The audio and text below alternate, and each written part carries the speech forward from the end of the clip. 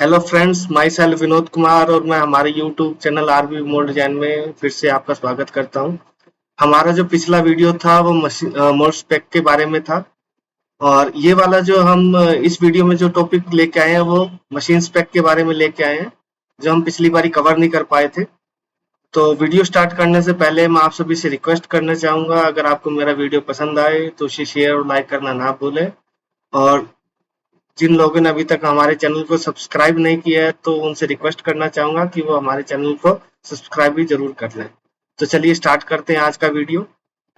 तो machine specification में वो क्या प्रोवाइड करता है, वो इसमें मशीन की जितने भी डिटेल्स होती है उसके बारे में हमें प्रोवाइड करता है जो डिजाइन के लिए रिक्वायर्ड होती है। तो मशीन टनेज क्या है, उसने लिखा हुआ 280 टन की मशीन मशीन रहेगी। मैन्युफैक्चर और मेक क्या है, वो तोशिबा की मेक है।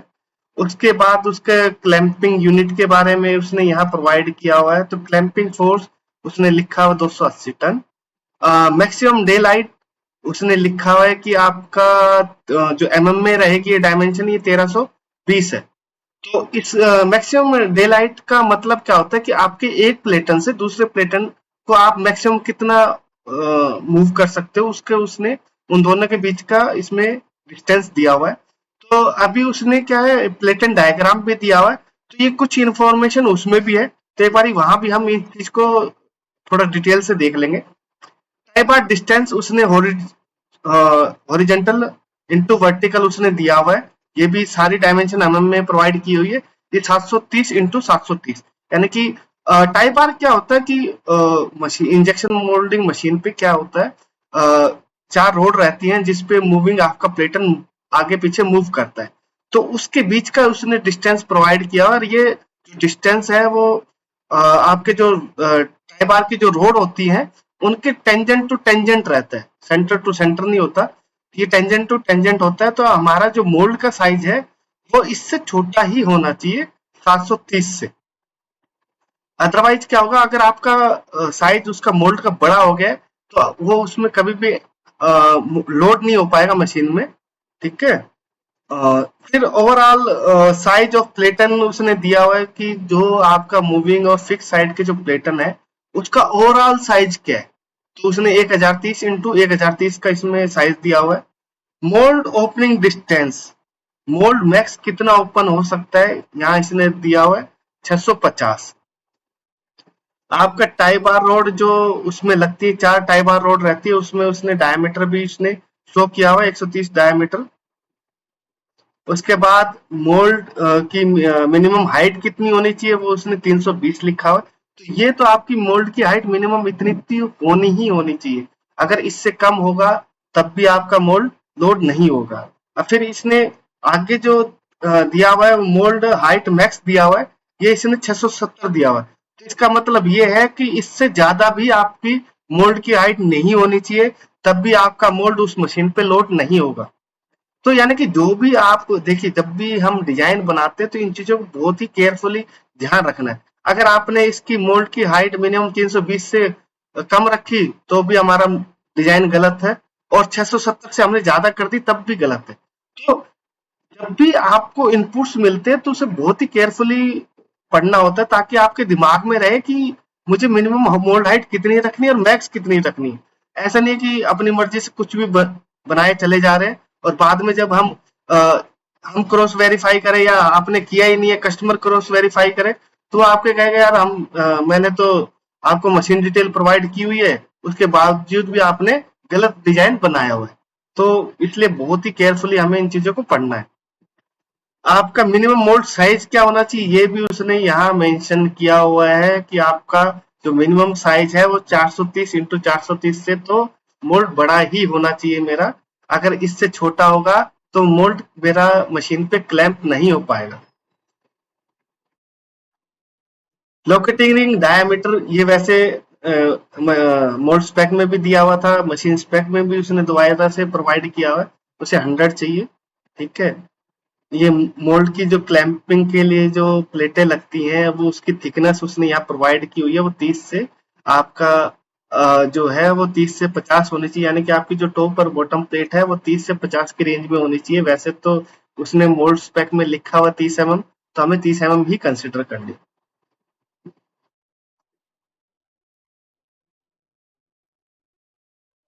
अच्छा, अब यहाँ इसने इजेक्शन का दिया हुआ है कि आपका इजेक्शन स्ट्रोक कितना रहेगा। ये इसने 150 mm तक दिया हुआ है। तो इससे ज्यादा अगर आपको स्ट्रोक चाहिए तो ये मशीन पे अवेलेबल नहीं है। इसके लिए हो सकता है आपको हाइड्रोलिक सिलेंडर पे फिर जाना पड़े, क्योंकि मशीन की जो कैपेसिटी है वो 150 mm तक मैक्स है। इससे नीचे कुछ भी हो सकता है, लेकिन इससे ज्यादा नहीं होगा। इजेक्शन मेथड क्या है? हाइड्रोलिक, नॉकआउट और बोथ। तो मशीन पे सब अवेलेबल है, हाइड्रोलिक भी है, नॉकआउट भी है, बोथ भी है। क्योंकि उसकी मशीन पे अवेलेबल है, लेकिन उसने मोल्ड स्पेक में हमें लिखा हुआ है कि हमारा जो इजेक्शन जो मेथड रहेगा वो नॉकआउट रोड से रहेगा और रिटर्न वो स्प्रिंग से आएगा। तो पर उसकी मशीन में ऑप्शन दोनों अवेलेबल है। नॉकआउट रोड का डायमीटर क्या है? तो उसने यहाँ मेंशन किया हुआ है कि आपका जो नॉकआउट रोड जो मशीन से आएगी उसका 30 का डायमीटर है। तो हमें बॉटम प्लेट में जो होल बनता है नॉकआउट रोड के लिए वो इससे बड़ा ही बनेगा। फिर यहाँ इंजेक्शन यूनिट के बारे में भी कुछ उसने डिटेल प्रोवाइड की हुई है कि शॉर्ट वेट और इंजेक्शन कैपेसिटी आपकी 780 ग्राम है। ये कई बार हम इन चीजों को ध्यान नहीं देते, तो ये भी गलत कर देती है हमारी डिजाइन को। अगर ये मान लीजिए कि अगर मेरी शॉर्ट कैपेसिटी यानी कि मेरे ये मान लीजिए 4 कंपोनेंट है, चारों कंपोनेंट ये मान लीजिए 200 ग्राम के हैं, तो 4 कंपोनेंट का वेट कितना हो गया टोटल मशीन में? 800 ग्राम। लेकिन मशीन की जो कैपेसिटी कितनी है? 780। यानी कि वो हमारा जो शॉर्ट वेट आ रहा है वो मशीन की कैपेसिटी से एक्स्ट्रा जा रहा है। तो फिर हमें क्या है उस केस में कस्टमर को बताना पड़ता है कि नहीं, हमारा जो शॉर्ट वेट आ रहा है वो आपकी मशीन की कैपेसिटी से ज्यादा आ रहा है, तो आप मशीन को चेंज कीजिए, इससे बड़ी मशीन पे हमें जाना पड़ेगा। ठीक है, उसके बाद नोजल स्पेरिकल रेडियस, जो यानी कि जो मशीन पे जो नोजल है उसका जो रेडियस है वो यहाँ 8 10 लिया शो किया हुआ है। और मोल्ड स्पेक में उसने जो हमारे जो स्क्रू बुश लगेगा मोल्ड पे उसने R13 लिखा हुआ था। तो मैं जो शुरू में बता रहा था कि हमेशा हम 2 या 3 mm जो मशीन की जो नोजल टच रेडियस रहती है उससे हमेशा एक्स्ट्रा रखते हैं। ठीक है, जो नेक्स्ट इंफॉर्मेशन इसने दी हुई है वो नोजल होल्ड है, उसने यहाँ शो किया हुआ है। तो यानी कि जो मशीन पे जो नोजल आया हुआ है उसका उसकी जो ओपनिंग है उसकी 4 mm की ओपनिंग है। तो हमें हमारे मोल्ड में जो उसकी ओपनिंग है वो उसको 4 से ज्यादा ही रखना है। वो या तो 4.5 भी हो सकता है या 5 mm हो सकता है। तो हमेशा नोजल जो मशीन की नोजल ओपनिंग होती है उससे हम एक्स्ट्रा ही रखते हैं। हमारे मोल्ड का जो स्क्रू बूस होता है उसकी ओपनिंग हमेशा एक्स्ट्रा रखी जाती है। तो दोस्तों ये हमारी मशीन स्पेक थी। तो अब हम चलते हैं हमारे प्लेटन डायग्राम पे। ये जो आप देख पा रहे हैं ये मशीन का प्लेटन डायग्राम है। तो इसमें भी वही इंफॉर्मेशन है जो उसने आपको मशीन स्पेसिफिकेशन में प्रोवाइड की हुई थी। लगभग सारी चीजें वही हैं। तो थोड़ा हम इसको जूम कर लेते हैं ताकि थोड़ा और डिटेल से हम देख पाए। तो ये आपकी डेलाइट हाइट दी हुई है इसने 1320 है जो उसमें भी उसने दी हुई थी। इसके बाद उसका क्लैंपिंग स्ट्रोक उसने 650 दिया हुआ है। ठीक है, उसके बाद उसने मैक्सिमम मोल्ड हाइट आपके 670 हमें चाहिए और मिनिमम मोल्ड हाइट आपको 320 चाहिए। इसने यहाँ यानी कि यही वही चीजें जो उसने वहां भी प्रोवाइड कर रखी थी। आपका इजेक्टर स्ट्रोक आपको 150 mm चाहिए। उसके बाद अगर हम थोड़ा नीचे आए कि आपका जो प्लेटन जो रहता है, ये यहाँ इसने लिखा हुआ ये मूवेबल आपका प्लेटन है जो मूव करता है। और ये जो इसके साथ में जो दिख रहा है ये आपका स्टेशनरी प्लेटन, जिसको फिक्स साइड का जो फिक्स प्लेटन भी बोलते हैं, ये हमेशा फिक्स रहता है और ये हमेशा आगे पीछे मूव करता है। तो इसमें जो ये आपको इतने सारे छोटे छोटे जो होल दिख रहे हैं, ये एक्चुअल में मोल्ड को क्लैम्प करने के लिए टैपिंग होती है। ठीक है, जिससे क्या वो इसमें बोल्ट टाइट करके क्लैंप लगा के मोल्ड को टाइट करता है। तो इसके ये अलावा ये जो आपको होल दिख रहे हैं इतने सारे, ये लगभग ये आपके 13 होल हैं।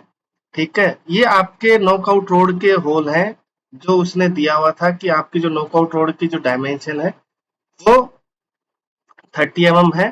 तो हमें जो हमारे साइज में बनाना वो या तो 35 या 40 के आसपास हम इनको कंसिडर करते हैं। और ये उसने एक भी ये भी हमारे एक मोड स्पेसिफिकेशन में उसने हाईलाइट किया हुआ था कि आपकी जो नॉकआउट की रोड की पोजीशन है वो आप मशीन स्पेक को रेफर करो।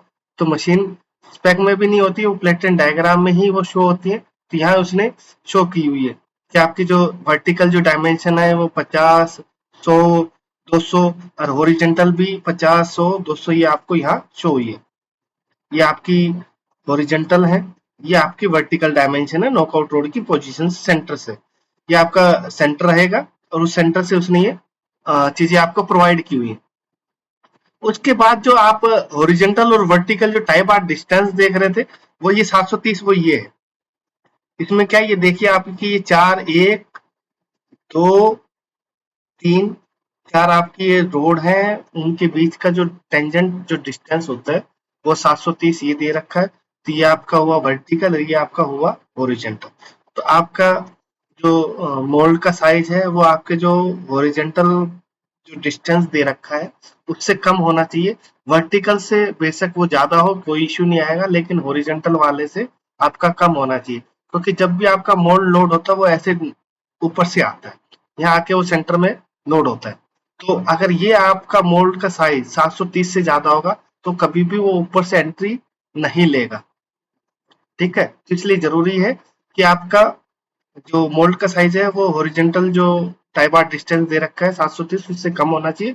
वर्टिकल में कोई इश्यू नहीं है, क्योंकि आपका क्या मोल्ड आपका यहाँ ऐसे लोड हो जाता है, तो इससे कोई इश्यू नहीं है। अगर इससे 730 से बड़ा होगा तो कोई इश्यू नहीं आएगा। और उसके बाद जो इसने प्लेटन का जो ओवरऑल साइज जो दे रखा है वो 1030 दे रखा है, जो कि आपके मशीन स्पेक में भी उसने प्रोवाइड किया ना। कि कहने का मतलब ये है कि चीजें लगभग सिमिलर है, लेकिन कई बार क्या होता है जो चीजें डायग्राम में नजर आती है वो आपको वहां लिख के नहीं बताई जा सकती। अब इसमें तो क्या है उसने हर एक बोल्ट की पोजीशन भी आपको इसमें शो की हुई है, वो आपके एक्सेल सीट में वो नहीं दिखा सकता, तो इसलिए आपको ये प्लेटन डायग्राम अलग से दी जाती है, ताकि आप इसको देख के अपने मोल्ड को डिजाइन कर पाओ। कोई ऐसी चीजें जो वहां प्रोवाइड ना हो आपको यहाँ इजिली अवेलेबल हो जाए। तो आपका ये भी देखिए, ये भी आपका 1030 जो वर्टिकल और सॉरी हॉरिजेंटल और जो वर्टिकल आपका जो इसका साइज है वो 1030 इंटू 1030 है।